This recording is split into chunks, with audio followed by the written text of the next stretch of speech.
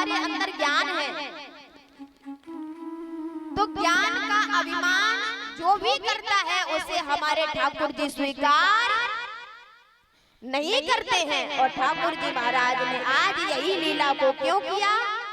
क्योंकि इनका ज्ञान तोड़ना था, अभिमान था ज्ञान का, उसे तोड़ना था। आज यहाँ वृंदावन के लिए जब पहुंचाते हैं, कहते हैं कि जो मेरी खबरें हैं वो वृंदावन में पहुंचा दीजिएगा, मेरी मैया से कहिएगा। आज कहा है कि ठीक है, लेकिन उद्धव जी जब जाने लगते हैं तो आज जो कन्हैया के जो वस्त्र हैं उनको नहीं पहनते हैं। कन्हैया ने कहा कि अगर आप ऐसे जाओगे तो आपको बात करना तो दूर रहा, आपको कोई देखने वाला नहीं होगा। गोपियां इतनी हमारे लिए तपस्या किए हैं। आज जब ये कहा तो आज उद्धव जी जाने लगते हैं, कन्हैया का पीला पीतांबर ओढ़ लिया है, जाने लगे हैं। वृंदावन पहुंचे, गोपियों से पूछा, गोपियों ने कहा दूर से आकर के उद्धव जी को जब देखा, मानो आज प्रभु श्री कृष्ण आ रहे हैं, इस प्रकार से दृश्य दिखाई दे रहा है। आज जब ये देखा है तो आज प्रभु श्री उद्धव जी हैं, उद्धव जी गोपियों से कहते हैं,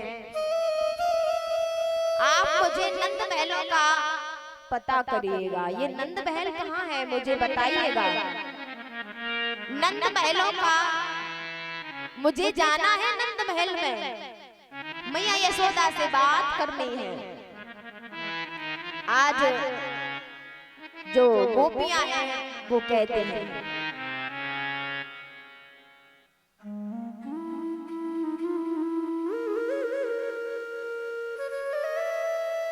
गोपियां कहती हैं, एक परिचय दिया है नंद महलों को जाने का।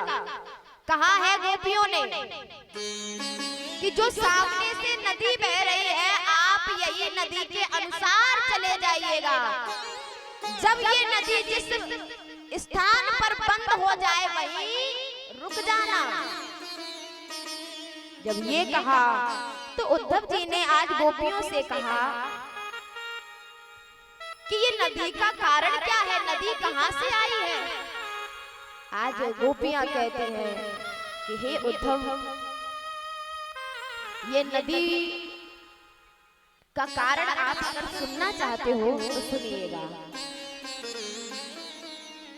जब से प्रभु श्री कृष्ण वृंदावन को छोड़ करके गए हैं तो उनकी याद में बाबा नंद, मैया यशोदा इतनी रोई कि उनके नेत्र से जो आंसू बहे आज वही नदी में परिवर्तन हो गए हैं। इतना रोए हैं।